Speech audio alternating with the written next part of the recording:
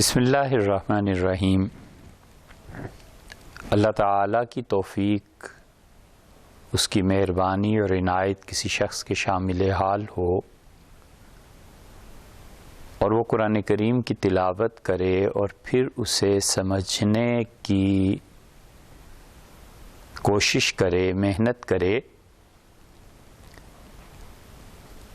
تو بسا اوقات ایک الجھن میں مبتلا ہو جاتا ہے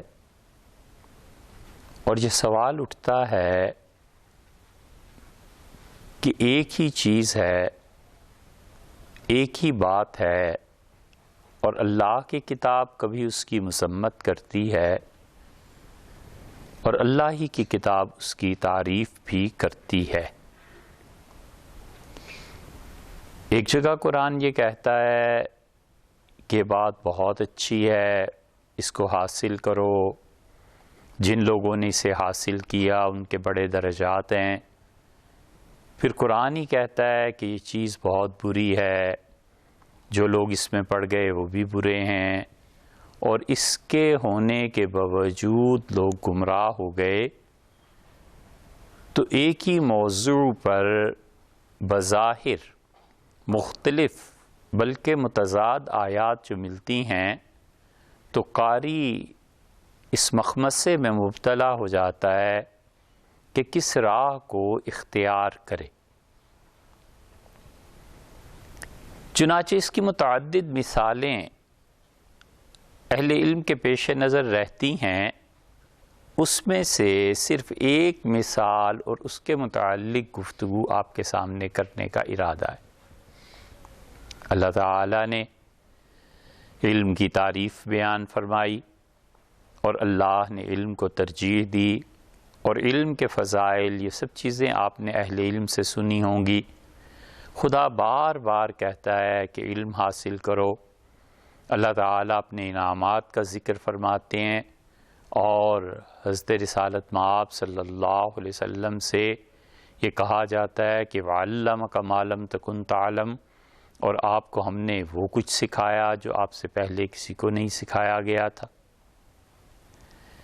پھر اللہ تعالیٰ بتاتے ہیں کہ جن لوگوں نے علم حاصل کیا، وَالَّذِينَ أُوتُوا الْعِلْمَ، اور جن لوگوں کو علم دیا گیا، درجات نکرہ کے ساتھ تفخیم کے لیے ذکر کیا کہ جو اہل علم ہیں ان کے لیے کوئی ایک درجہ جنت کا یا قرب الہی کا نہیں ہے، بلکہ مسلسل اس میں اضافہ ہے، اور اللہ کا قرب اس کی کوئی انتہا نہیں ہے، اور اہل علم کے درجات کی بھی کوئی انتہا نہیں ہے۔ اس لیے فرمایا جن کو علم دیا گیا ان کے بہت بلند درجات ہیں۔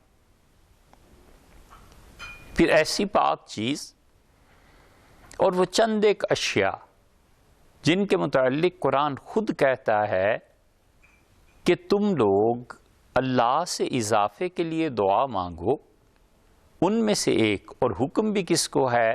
اولین مخاطب حضرت رسالت مآب صلی اللہ علیہ وسلم ہے، اور کہا گیا کہ وَقُلْ رَبِّ زِدْنِي عِلْمًا، اور آپ اللہ سے دعا مانگا کیجئے کہ اللہ تعالی علم عنایت فرمائے۔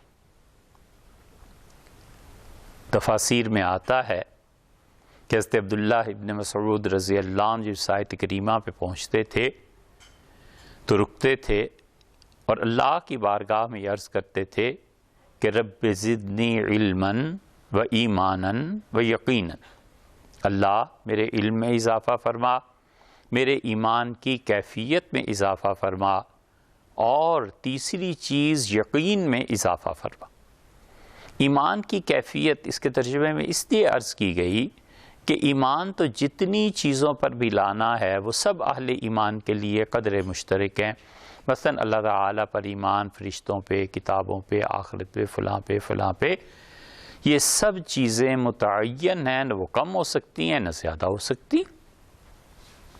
البتہ ایمان کی کیفیت یقیناً اس میں اتار چڑھاؤ آتا رہتا ہے، اور یقین کی حالت تو آپ جانتے ہی ہیں کہ کبھی انسان کسی دن ایمان سے زیادہ قریب ہوتا ہے اپنے یقین کی وجہ سے، اور کبھی کفر سے زیادہ قریب ہوتا ہے، اور قرآن بھی یہی کہتا ہے اور قرآنی آیات متعدد اس موضوع پہ ملیں گی، تو ایک طرف تو علم کی اتنی تعریف اور دوسری طرف ایسی مذمت ہے کہ اللہ تعالیٰ فرماتے ہیں کہ اللہ علی علم،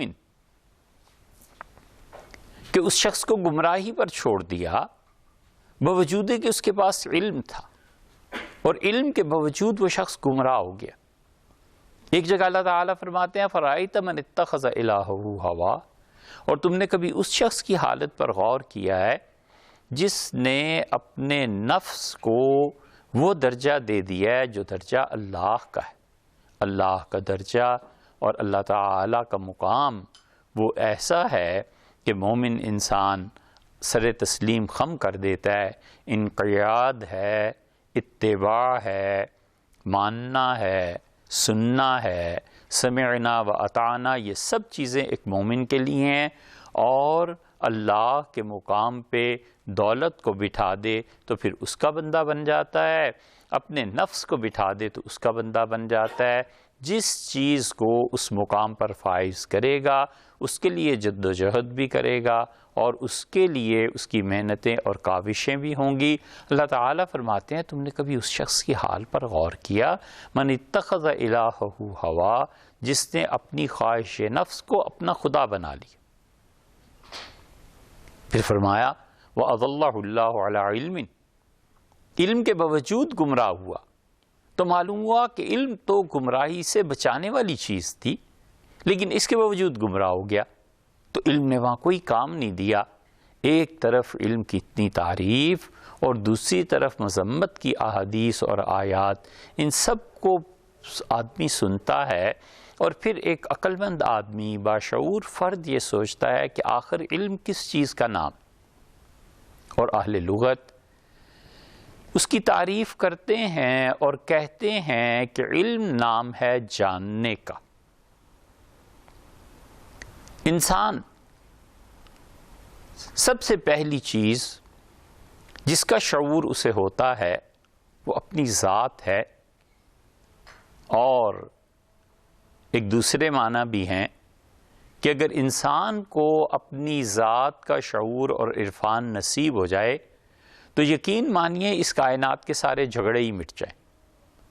انسان خود اپنے آپ سے بے خبر، سارے جہاں سے باخبر، اپنے جہاں سے بے خبر، لیکن انسان کو سب سے پہلے اپنا ہی شعور ہوتا ہے، وہ جانتا ہے کہ میں ہوں، اور اس کے بعد وہ چیزوں کا احساس کرتا ہے، اشیاء اسے دکھائی دیتی ہیں، اور پھر اشیاء کے وجود کو وہ جاننے لگتا ہے، اور اشیاء کے وجود اور اس کے درمیان جو رابطہ پیدا ہوتا ہے وہ حواس خمسہ کے ذریعے، کہ آنکھ نے دیکھا اور جانا کہ یہ کتاب ہے،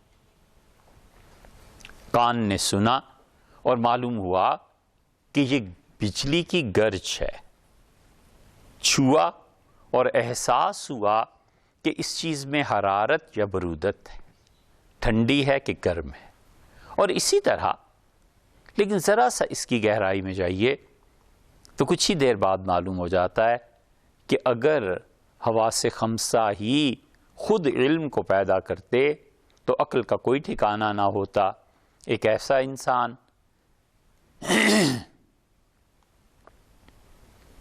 جسے فالج ہو گیا ہو، اس کے ہاتھ پہ انگارہ رکھ دیجئے اور اس کے ہاتھ پہ برف کا ڈلا رکھ دیجئے، دونوں برابر، تو معلوم ہوا کہ حواس خمسہ کے پیچھے کوئی اور استاد ہے جو اسے اطلاع دیتا ہے اور بتاتا ہے، تو پتہ چلا کہ عقل ہے، اور عقل انسانی حواس خمسہ کے اوپر حاکم اور مفتی ہے، اور وہ بتاتی ہے کہ یہ چیز ٹھنڈی ہے کہ گرم ہے، کیا ہے اور کیا نہیں۔ اور آپ جانتے ہی ہیں کہ یہ ساری چیزیں بظاہر عقل پر منحصر ہیں، لیکن یہاں پہنچ کے کیا کیجئے، عقل کا ماتم کیجئے کہ نہ اس کا کوئی رنگ ہے، نہ اس کا کوئی وجود ہے جو ہمیں نظر آئے، نہ ہی اس میں کوئی بو ہے جو محسوس ہو، خوشبو ہے اچھی ہے کہ بری ہے، کوئی چیز نہیں ہے۔ اور عقل کو اگر کوئی شخص یہ چاہے کہ مشخص کر کے پرسونیفائی کر کے بتا دے تو نہیں دکھا سکتا۔ کائنات کی کتنے ہی حقائق ہیں جو بن دیکھے ماننے پڑتے ہیں، اور بغیر کسی تعریف کے ہم اسے شروع سے تسلیم کرنے کے آدمی ہیں۔ کبھی آپ سوچئے گا کہ گلابی رنگ کی کیا تعریف ہے، سفید کی کیا تعریف ہے؟ کہہ دیں گے کہ سیاہ نہیں سفید۔ تو صاحب آپ نے سیاہ کی نفی فرمائی ہے، سفید کی تعریف نہیں کی۔ یہ حقائق ہیں جو ہم زندگی میں روز دیکھتے ہیں۔ انسان کا نفس ہے، صوفیہ اگرچہ اس کی کچھ نہ کچھ شکل بتاتے ہیں، لیکن ایک عام انسان کے لیے اس کی کیا شکل ہے؟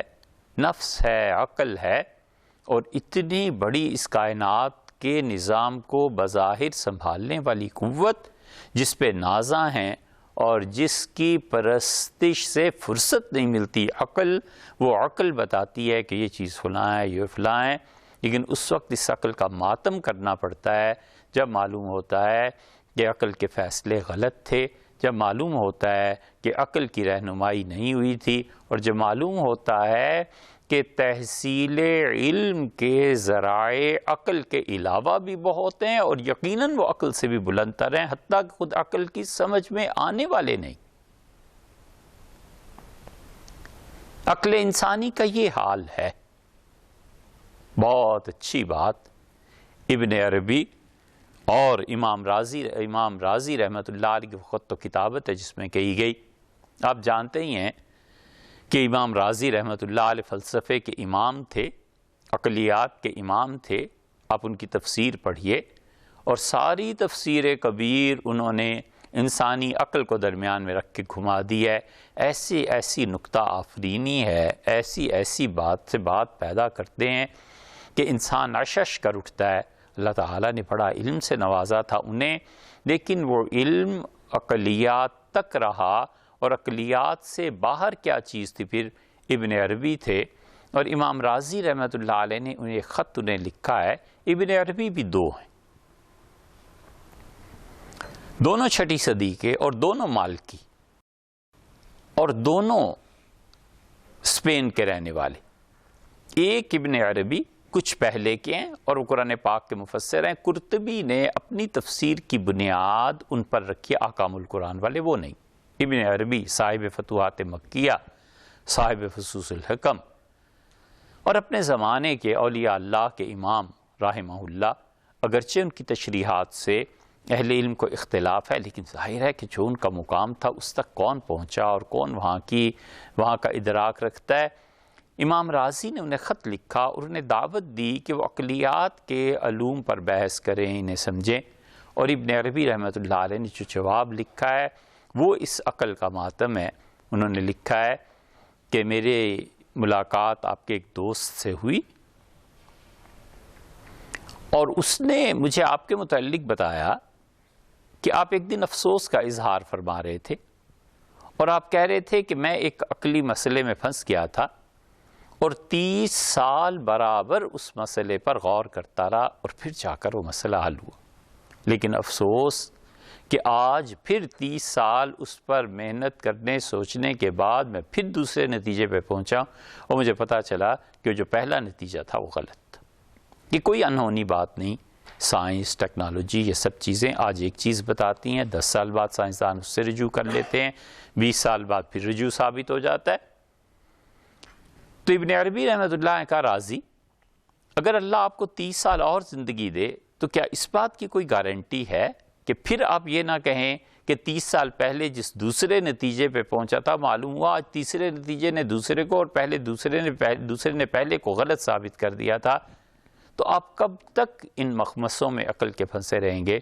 چاہیے کہ وجدان کی وہ راہ اختیار کرو جو عقلی علوم سے ماورا۔ علامہ اقبال سے کسی نے پوچھا کہ اللہ کے ہونے کی عقلی دلیل کیا ہے؟ تو انہوں نے کہا سچ بتاؤں؟ اس سے کہا سچ بتائیے۔ علامہ نے کہا کہ عقلی دلائل اگر میں دینا شروع کروں تو تم میں سے کوئی آدمی نہیں ہے جو میرے مقابلے میں رد کر سکے، لیکن یقین مانو کہ کائنات میں اللہ کے ہونے کی دلیل خود انسان کے وجدان سے بڑھ کر کوئی نہیں۔ انسان کا وجدان جب گواہی دینے لگے کہ اللہ ہے تو اس کا مطلب ہے کہ اس شخص کا ایمان مکمل ہے. عقل انسانی اس کا کیا ماتم کیجئے کہ اس کو بھی قرار نہیں. آج ایک چیز ہے، کل دوسری چیز ہے.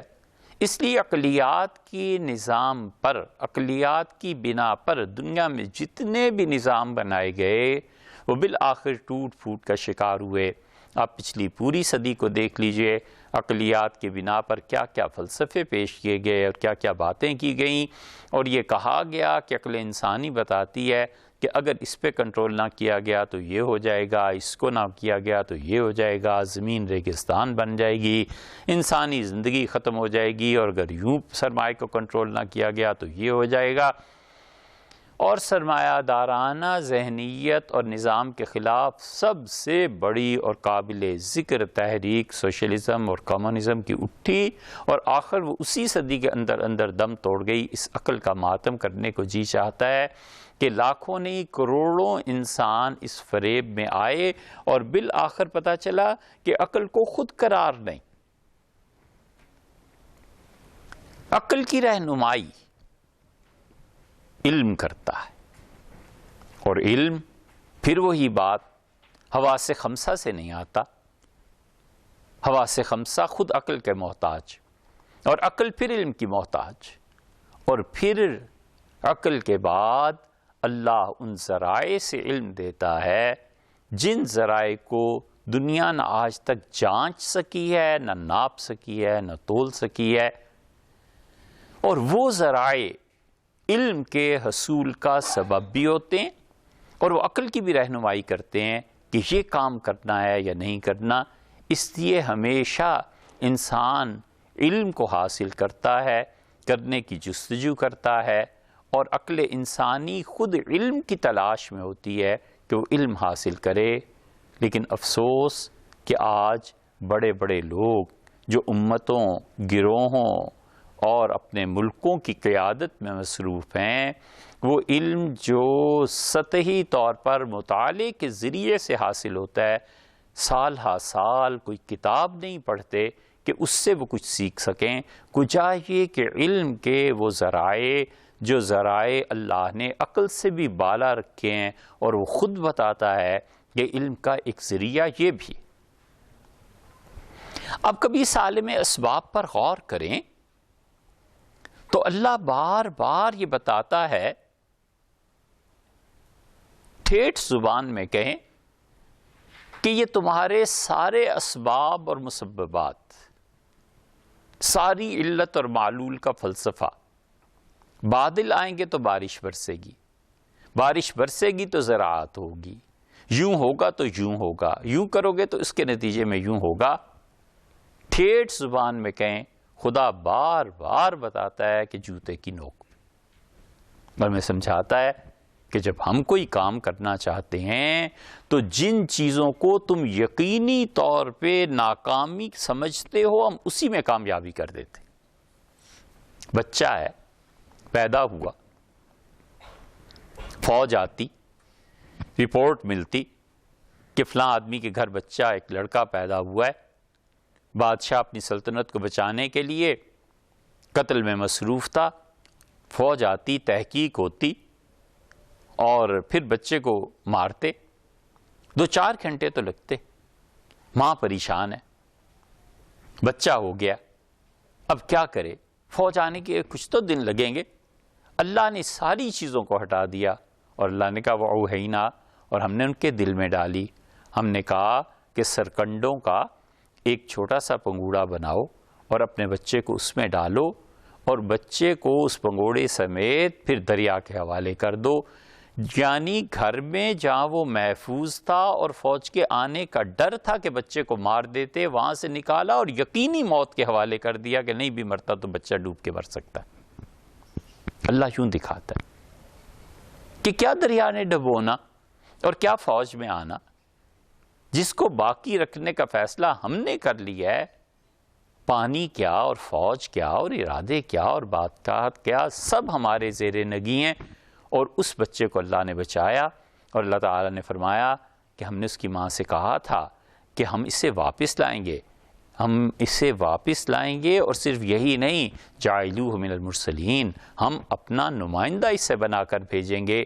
اس لیے ہم جتنے علم کی ڈنڈورے پیٹتے ہیں اور جتنا ہم علم تعلیم تعلیم تعلیم کی بحث کرتے ہیں، ہم نے کبھی یہ بھی سوچا ہے کہ علم کے کچھ ذرائع ہمارے ان اسباب و وسائل سے اوپر کے ہیں، اور وہ وہاں پہنچ کر اللہ تعالیٰ انسانوں کو علم دیتا ہے، اور انسانوں کی رہنمائی اس علم کی دنیا میں سب سے پہلے خواب کے ذریعے کی جاتی۔ خدا دکھاتا ہے، خدا اپنے بندوں کی رہنمائی کرتا ہے، اور اللہ کا کرم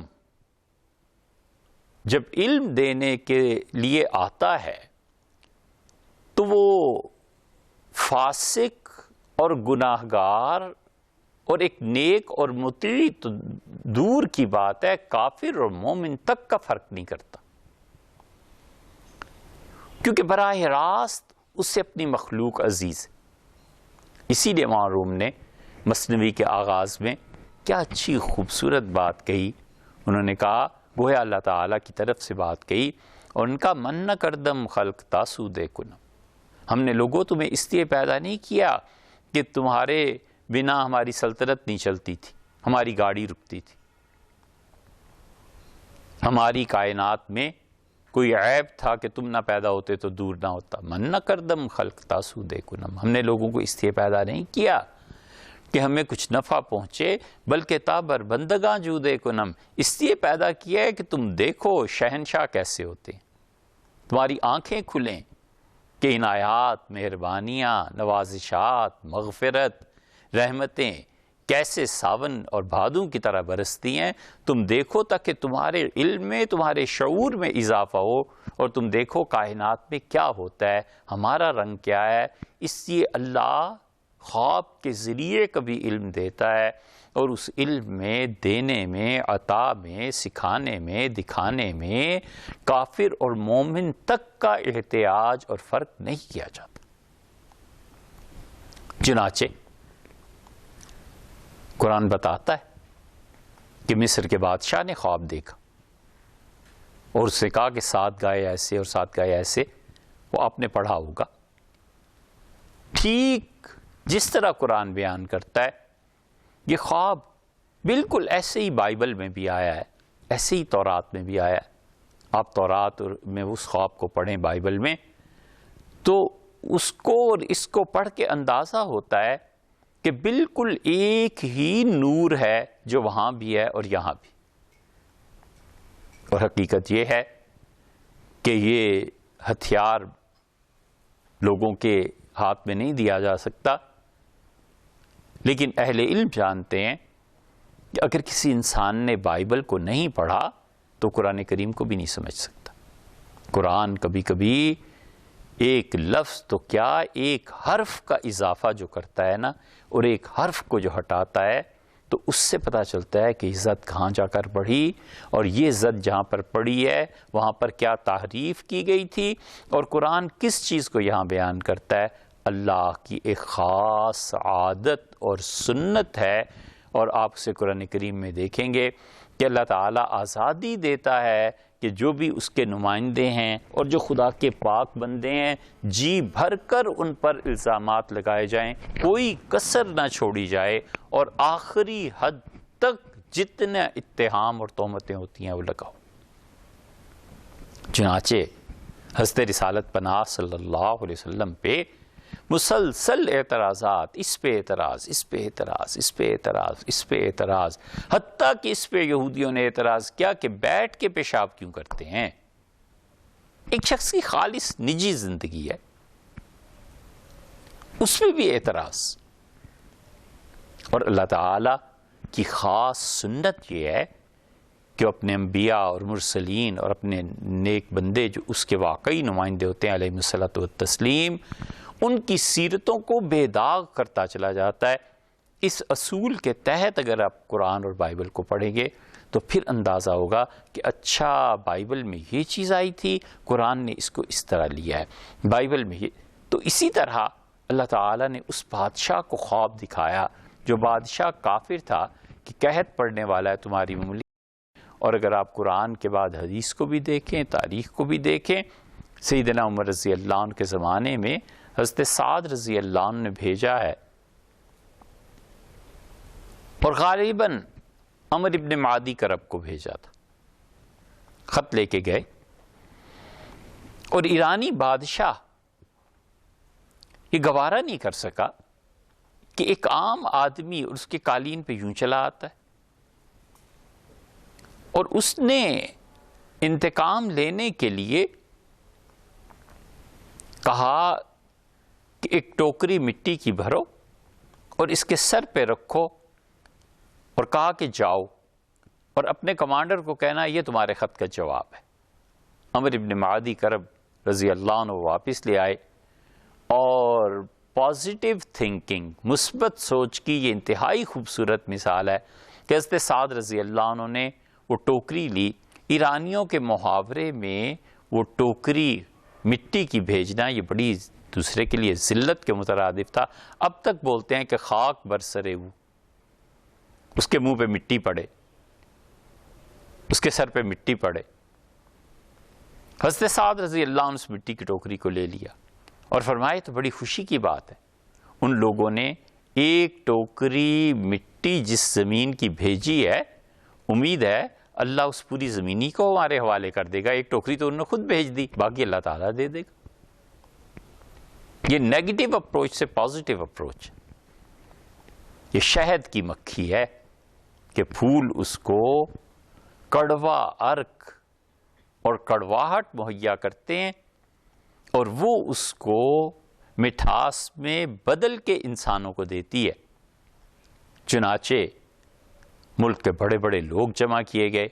رستم، جس کی تعریف اگر آپ نے پڑھنی ہو تو فردوسی کو پڑھیے کہ وہ رستم کے بارے میں کیسی کیسی باتیں لکھتا ہے اور عربوں پہ کیسے لان تان کرتا ہے. رستم بادشاہ کے حضور آیا، سارے کمانڈر بیٹھے، عربوں سے ٹکر ہے، ایک سے ایک بڑا آدمی، یوں کر دیں گے اور وہ کر دیں گے.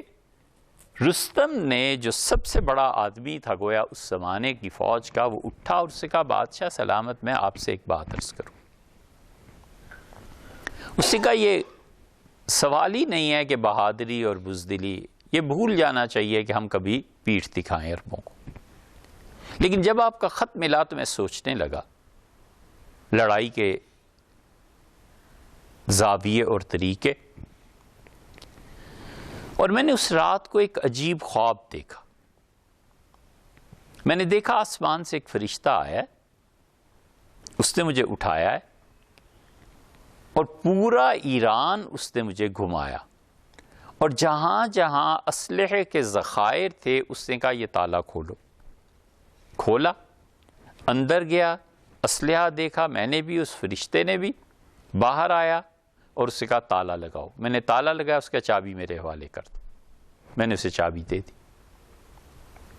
دوسرا، تیسرا، ایران کے جتنے شہر تھے اور جتنے ذخائر تھے، جتنا ہمارے پاس تیر تلوار وغیرہ وغیرہ چیزیں ہیں، سارے اسلحے کو تالا لگا کے وہ چابیاں جمع کرتا گیا. اور پھر میں نے دیکھا اس نے چابیاں ایک لمبا آدمی ہے، بڑے قد کا آدمی ہے، اس کے حوالے کر دی. تو مجھے نہیں سمجھ آتی کہ یہ خواب کیا ہے، آپ بتائیں. اور پھر مسلمانوں سے بلا کے پوچھا کہ تم میں کوئی لمبے قد کا آدمی بھی ہے؟ ان کہا امیر المومنین سیدنا عمر رضی اللہ عنہ ایسے ہیں.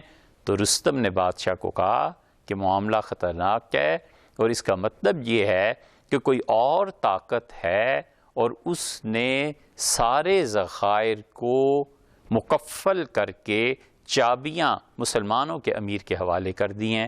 شکست یقینی ہے، باقی اب آپ جو فیصلہ کریں ہم تیار. اللہ نے اس کافر کی رہنمائی کی. کیوں؟ اس لیے کہ مخلوق عزیز تھی. یہ خواب کیسے ہے؟ خارجی ذرائع سے کیا اثر ہے؟ کیا اس دن اس نے کچھ کھا لیا تھا؟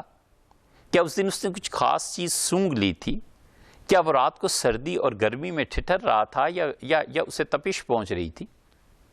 یا اس نے کوئی چیز دیکھ لی تھی؟ کچھ بھی نہیں. ظاہری اسباب اور وسائل میں سے علم کے جتنے ذرائع ہیں ان میں سے کوئی ایک ذریعہ بھی نہیں تھا جو اسے اس خواب پہ لا سکتا۔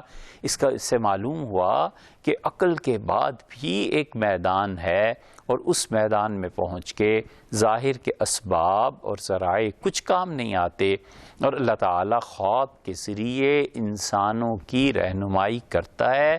تو وہ جو لوگ محض عقلی علوم پر سارے دعوے کی بنیاد رکھتے ہیں اور جو دعوی کرتے ہیں وہ محض عقل کو استعمال کرتے ہیں، انہیں سوچنا چاہیے کہ یہ ضروری نہیں ہوا کرتا کہ ہمیشہ 2 اور 2 جمع ہی ہو جایا کریں اور ان سے 4 ہی کا نتیجہ برآمد ہوا کرے۔ اگرچہ ہماری عقل یہ کہتی رہے، لیکن کوئی ایک ایسا جہان اور بھی ہے جس کا احاطہ ہماری عقل اور حواس خمسہ نہیں کر سکتے۔ اس خواب سے بھی بلند تر چیز وہ الہام ہے، اور وہ خدا کی طرف سے سکھایا جاتا ہے۔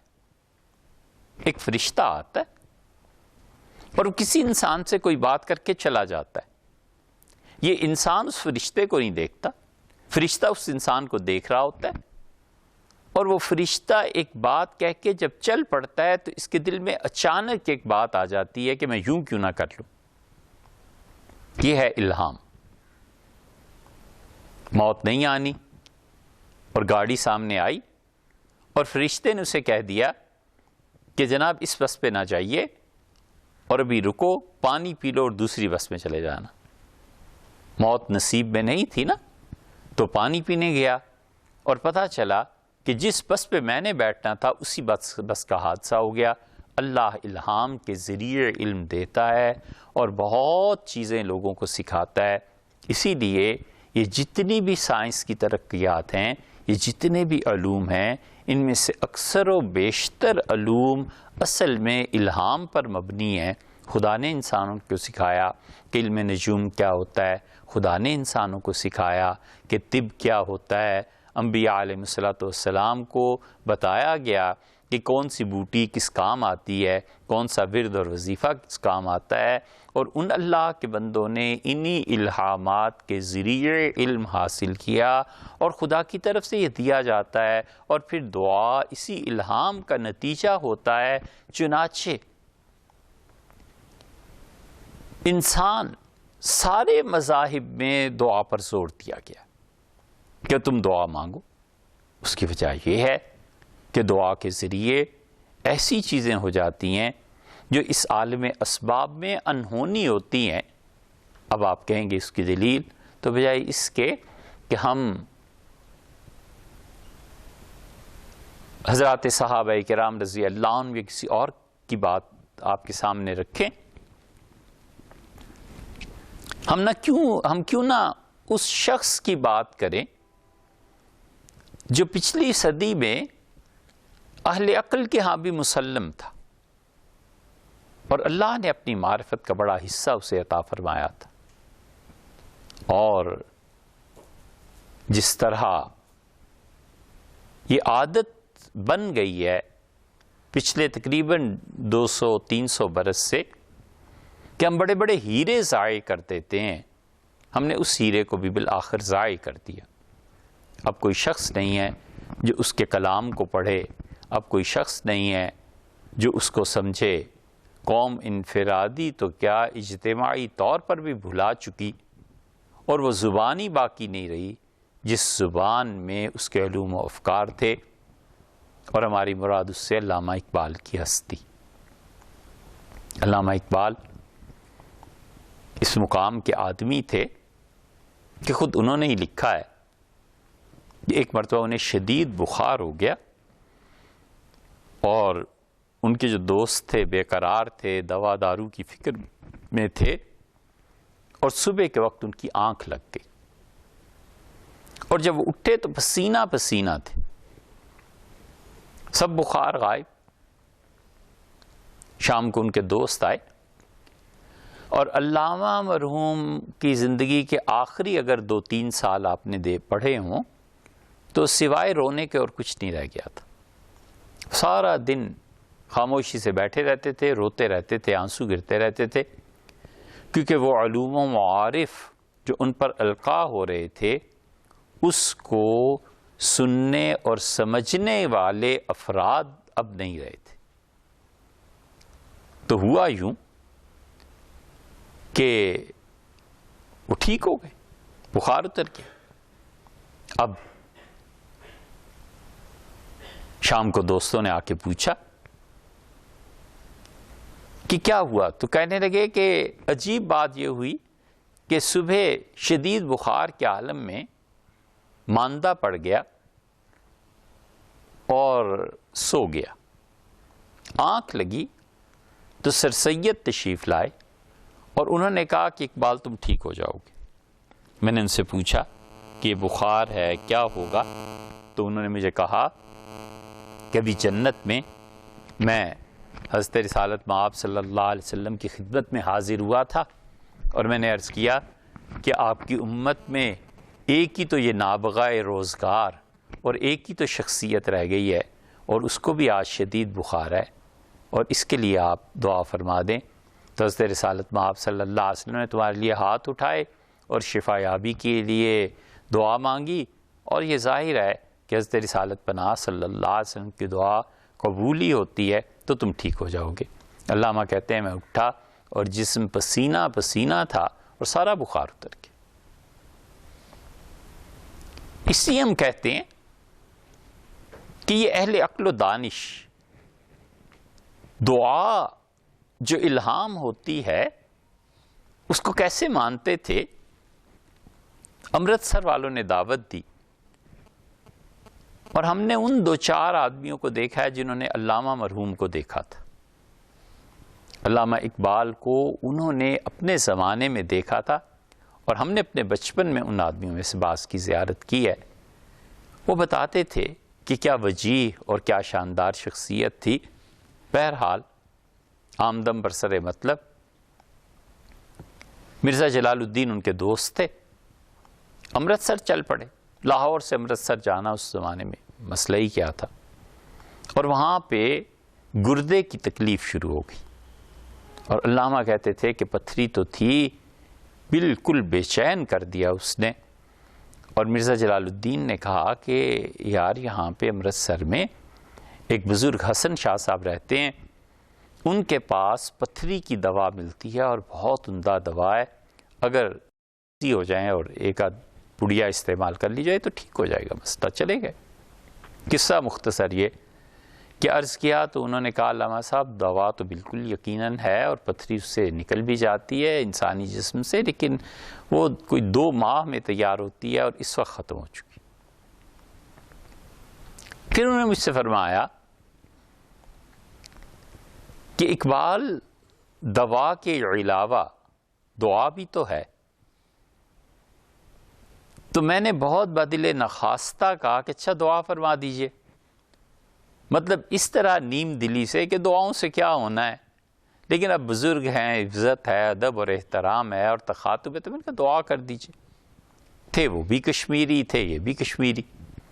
اور علامہ کہتے تھے کہ میں غور کرتا رہا, حضرت کا چہرہ کشمیری سفید اور آہستہ آہستہ وہ گلابی ہوا اور پھر اس کے بعد وہ سرخ ہوا, اور سرخی بھی اپنی پوری شدت کو پہنچی اور ایسے جیسے انگارہ ہو گیا ہے, اور پھر اسی طرح دھیرے دھیرے وہ واپس آیا اور بالکل سفیدی, اور سر اٹھایا اور فرمانے لگے کہ علامہ صاحب دعا ہو گئی اور اللہ تعالیٰ نے چاہا تو پتھری بھی ختم ہو جائے گی اور ایک مدت تک, اور پھر اگر کبھی ہو تو مجھے لکھیے گا یا کہلوا دیجیے گا, ہم دوا بھجوا دیں گے.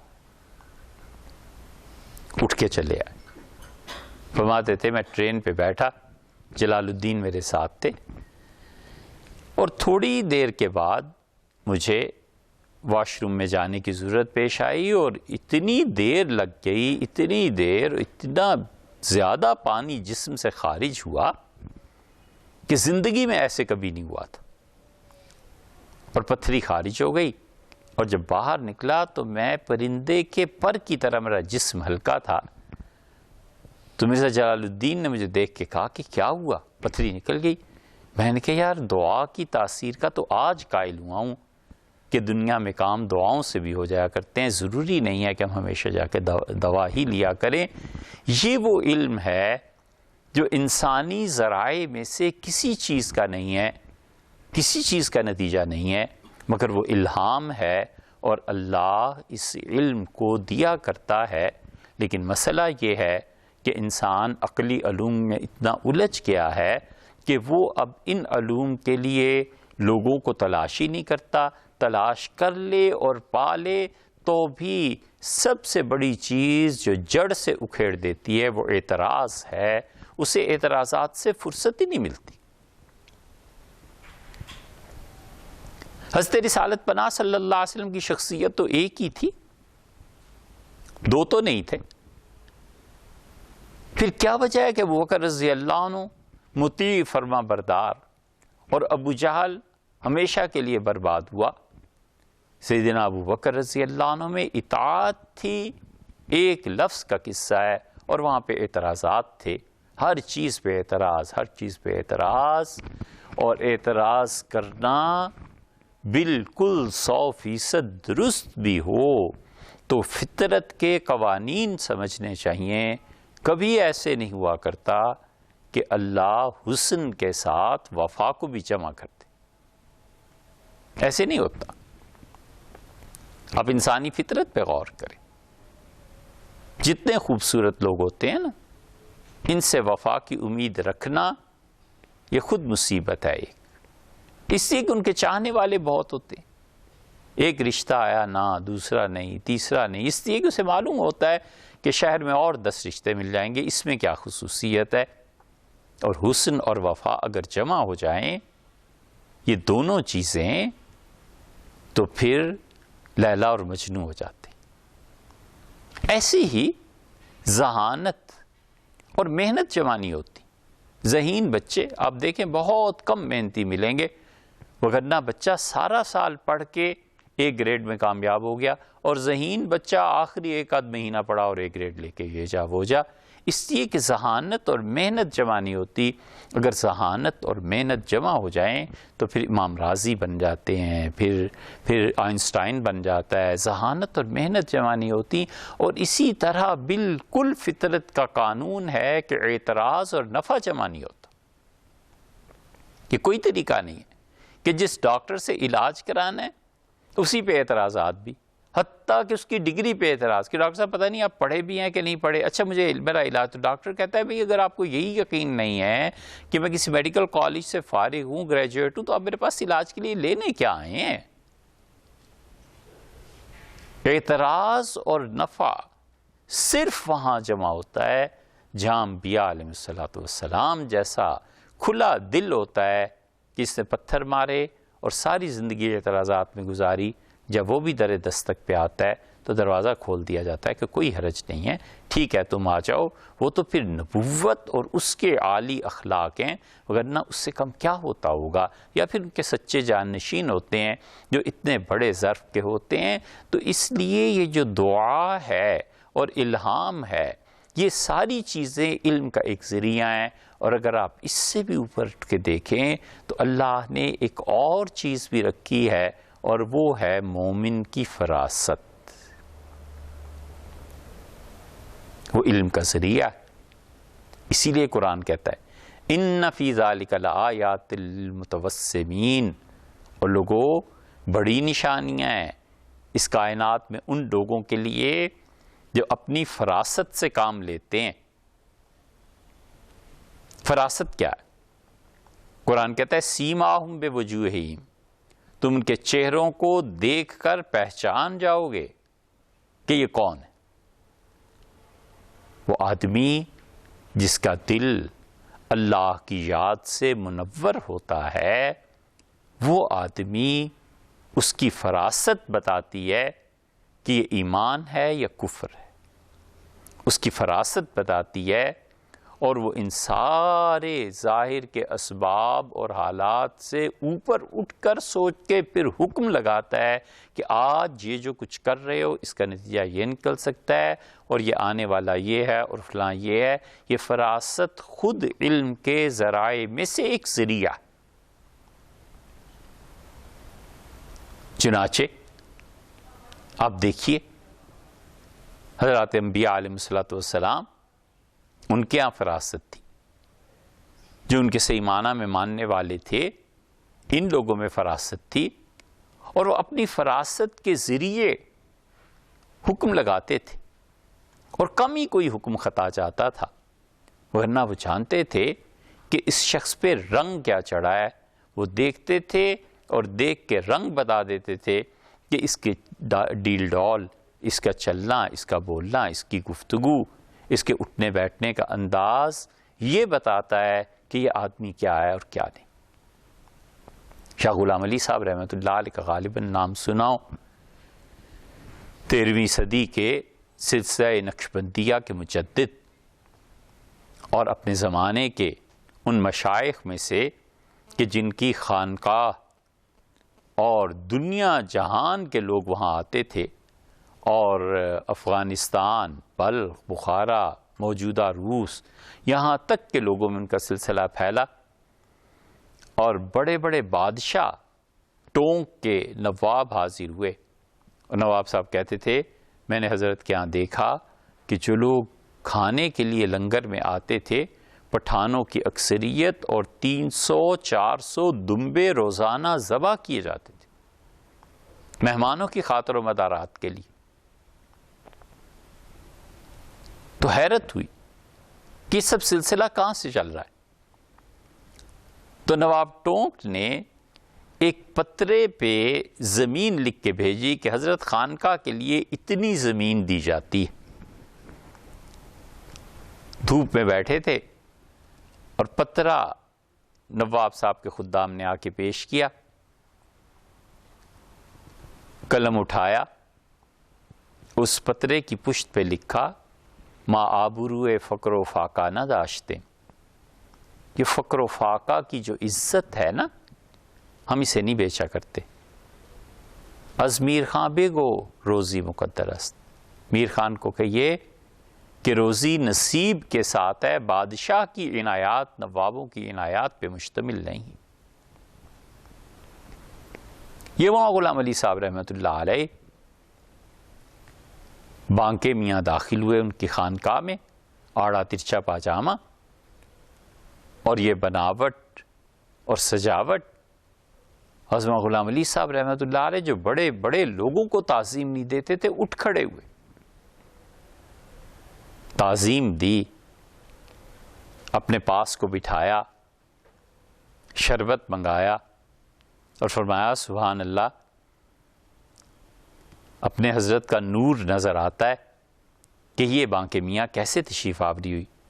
تو اس نے خط نکال کے پیش کیا اور اس سے کہا حضرت ایک زمانہ گمراہی کا گزرا ہے، اور اس گمراہی میں جی چاہتا تھا کہ آپ کے شیخ حضرت مرزا مظہر جان جانا رحمۃ اللہ علیہ کے ہاتھ پہ توبہ کی جائے۔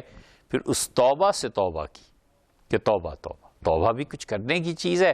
اس زمانے میں آپ کے حضرت نے خط لکھا تھا، وہ خط لے کے آج گلی سے گزر رہے تھے تو چاہا کہ خانقاہ میں داخل کر دیں، شاید آپ کے کسی کام کی چیز ہو، اور مرزا مظہر جان جانا رحمۃ اللہ علیہ کا گرامی نامہ لا کے سامنے نکال کے پیش کیا۔ حضرت نے سر پہ رکھا، چوما اور فرمایا سبحان اللہ، ہم بھی تو کہیں کہ ہمارے شیخ کا نور کہاں سے برس رہا۔ یہ وہ فراست ہے جس کو قرآن گواہی دیتا ہے، اور وہ قرآن کہتا ہے کہ سیماہم بوجوہہم، تم ان کے چہرے دیکھ کے پہچان جاؤ گے کہ یہ کس قماش کے لوگ ہیں۔ قرآن یہی چیز مجرموں کے بارے میں بھی کہتا ہے اور حضرات صحابہ کرام رضی اللہ عنہم کے بارے میں بھی کہتا ہے۔ مجرموں کے بارے میں کہتا ہے ہمارے فرشتے ان کے آثار دیکھ کے پہچان جائیں گے، فَيُؤْخَذُ بِالنَّوَاصِي وَالْأَقْدَامِ، اور پیشانیوں سے جکڑ پکڑ لیں گے اور پاؤں سے پکڑ کے اٹھا کر پھینک دیں گے ایک طرف کو۔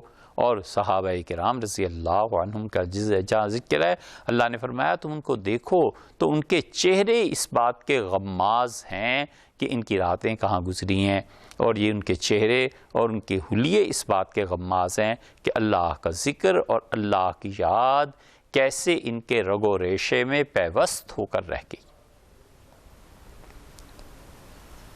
ہم میں سے کون نہیں جانتا کہ ماں اور باپ جب عمر بڑھ جاتی ہے اور بچہ سمجھتا ہے کہ مجھے کوئی نہیں پہچان پا رہا، اور دبے پاؤں گھر میں داخل ہوتا ہے، اور باپ پہلی نظر میں پہچان جاتا ہے کہ صاحبزادے کہاں سے آ رہے ہیں۔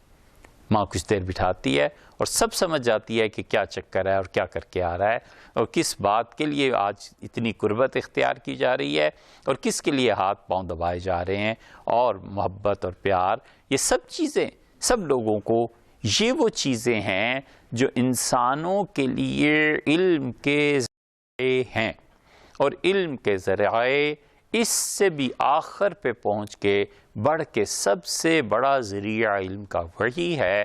اور حضرات انبیاء علیہ السلام انہیں جو علوم دیے جاتے ہیں، جو وحی ان پہ کی جاتی ہے، جو خدا کی طرف سے علم دیا جاتا ہے، انبیاء علیہ السلام کے علوم کی برابری تو درکنار، اس کا تو تصور ہی نہیں کیا جا سکتا۔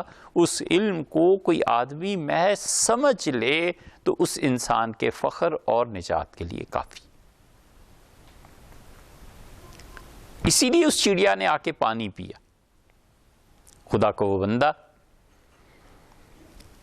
جس کے واعظ سے متاثر ہو کے کسی نے پوچھ لیا کہ حضرت اس دنیا میں آپ سے بڑا بھی صاحب علم کوئی ہے؟ تو انہوں نے فرمایا کہ نہیں۔ ناگوار گزرا اور حکم ہوا کہ فلاں جگہ چلے جاؤ اور وہاں ہمارا ایک بندہ ہے اور اس سے جا کے ملو۔ چنانچہ وہ پہنچے اور انہوں نے ایک ایسے شخص کو دیکھا جس نے اپنے پاؤں کے نیچے بھی اور سر کے نیچے بھی چادر دے رکھی تھی اور لیٹا ہوا تھا۔ جب سلام کیا تو انہوں نے بے نیازی سے پوچھا کہ کون؟ انا بِأَرْضِكَ السلام، یہاں کون سلام کرنے والا آ گیا؟ اور دیکھا اس شخص کو اور کہا کون ہو؟ تو ان کا موسیٰ، ان کا عمران کے بیٹے۔ ان کا ہاں عمران کا، ان کا وہی بنی اسرائیل، ان کا جی وہی ہوں۔ تو فرمایا یہاں کیسے تشریف آوری ہوئی؟ لمبا قصہ ہے، امام بخاری رحمۃ اللہ علیہ اس ایک حدیث کو 15 مرتبہ کے قریب لائے ہیں 2 جلدوں میں۔ اور اس قصے کے آغاز میں ایک جگہ آیا ہے کہ چڑیا آئی اور اس نے سمندر سے پانی پیا، جبکہ اللہ کی یہ 2 جلیل القدر بندے کشتی میں بیٹھے ہوئے تھے، یا ایک روایت میں یہ کہ دریا کے کنارے پہنچے تھے۔ تو خضر نے موسیٰ علیہ السلام سے پوچھا ما نقص هذا العصفور من هذا البحر، حضرت اس چڑیا نے سمندر سے کتنا کم کیا؟ ان کا موسیٰ جتنا اس چڑیا نے سمندر سے کم کیا ہے، میرا علم، آپ کا علم اور کائنات میں جتنا علم اب تک آیا ہے سب دے دلا کر بھی اللہ کے علم میں سے اتنا بھی کم نہیں ہوا جتنا اس چڑیا نے سمندر سے کم کیا۔ خدا اس علم سے انبیاء علیہ السلام کو نوازتا ہے، خدا اس علم کے ذریعے انبیاء علیہ السلام کے ذریعے پھر ان کے اصحاب کو نوازتا ہے۔ صحابہ کرام رضی اللہ عنہ کا علم وہاں سے آتا تھا براہ راست جہاں خدا کا علم آ کر براہ راست ٹپکتا تھا۔ اسی لیے حضور اقدس صلی اللہ علیہ وسلم کے متعلق اہل علم اور اہل تصوف کہتے ہیں کہ ان کی روح مبارکہ کی اللہ تعالیٰ کی 4 صفات نے تربیت کی، اور ہزارہا سال روح مبارکہ ان 4 صفات کی تربیت میں رہی، نور کی تربیت میں رہا حضور صلی اللہ علیہ وسلم کی روح مبارکہ کا معاملہ، اور پھر نور کے ساتھ ساتھ اللہ کی صفت علم نے اپنا برساؤ کیا حضور صلی اللہ علیہ وسلم کی روح مبارکہ پہ، اللہ کی صفت علم نے روح محمدی علیہ السلام کی تربیت کی۔ کتنا وقت؟ کتنے منٹ؟ اچھا، اس کہنے کا مقصد یہ کہ ہم جن علوم میں گرفتار ہیں، ہم جس پہ اپنے فخر کی بنیاد رکھتے ہیں، اور جب ہم جو اس دوڑ میں لگے ہوئے ہیں، یہ علم بہت محدود ہے اور اس کے منتہا معیشت کے علاوہ کچھ نہیں۔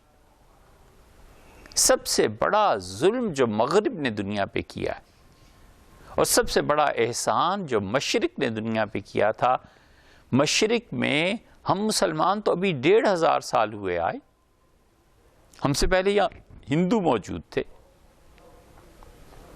بدھسٹ موجود تھے، پھر ہمارے ہوتے ہوئے سکھ آئے۔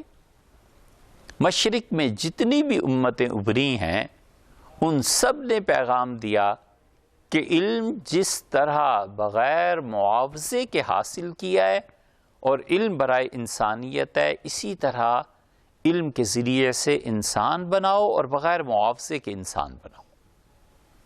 اور مغرب نے سب سے بڑی تباہی دنیا میں مچائی، اور انہوں نے کہا کہ علم مفت مت تقسیم کرو، اس پہ معاوضہ لو، اور اس کے نتیجے میں انسان کی بجائے معاشی حیوان بناؤ۔ یہ ہے فرق۔ اس لیے ہندوؤں نے مفت تعلیم دی، براہمن مفت پڑھایا کرتے تھے۔ یہ تو بہت بعد میں ان میں دنیا داری آئی ہے۔ جتنے بھکشو تھے اور بدھا کے ماننے والے، یہ جنگلوں میں اپنے مٹھوں میں مفت تعلیم دیا کرتے تھے۔ جتنے مسلمان اہل علم اور علماء تھے وہ مدارس میں مفت پڑھایا کرتے تھے، حتیٰ کہ اب تک مدارس میں اکثریت مفت پڑھاتی ہے۔ عام مسلمان ہیں آپ، زکوٰۃ، چندہ، خیرات، یہ وہ یہ آپ دیتے ہیں تو مدارس چلتے ہیں، وگرنہ حقیقت میں استاد اپنے شاگرد کو اب بھی بیٹھ کر مفت تعلیم دے رہا ہوتا ہے۔ یہ مشرق ہے۔ اور وہ کہتے ہیں کہ معیشت کے لیے ہنر سیکھو، معیشت کے لیے کچھ اور کام اپناؤ، علم کو مت بیچنا۔ اور مغرب وہ پہلے دن سے تلقین کرتا ہے کہ تم اس کے عوض میں کیا دو گے، میں تمہارا علم تمہیں دوں گا، علم تم میں منتقل ہوگا، لیکن تمہارا مال، اسباب، وجاہت، عہدہ وہ میرے پاس آ جانا چاہیے۔ یہ پہلی مرتبہ دنیا میں تباہی ادھر سے ہی مچی ہے، موجودہ دنیا میں، اور انہوں نے علم کو خریدنے اور بیچنے کی چیز بنایا، اور پھر اس سارے خرید و فروخت کے نتیجے میں چلیے انسان بنتے تو بھی کوئی بات تھی، وہ تو معاشی حیوان بن گئے۔ انہیں کچھ فرق نہیں پڑا، 200 آدمی مر گیا یا 400 آدمی مر گیا، اگر ہماری اپنی قوم کا نہیں مرا نا تو پھر دنیا میں جو مرضی ہوتا رہے۔ ایک کشتی کی بجائے جہاز ڈوب جائے، کوئی فرق نہیں پڑا، اگر وہ ہماری اپنی قوم کا نہیں ہے تو پھر کیا ہے؟ اس لیے کہ معاشی طور پہ ہمارا نقصان نہیں ہوا نا۔ اور اگر اپنے 10 آدمی مر گئے تو معاشی طور پہ نقصان ہو گیا، ووٹ کا نقصان ہو گیا، سسٹم کا نقصان ہو گیا، اکانومی کا نقصان ہو گیا۔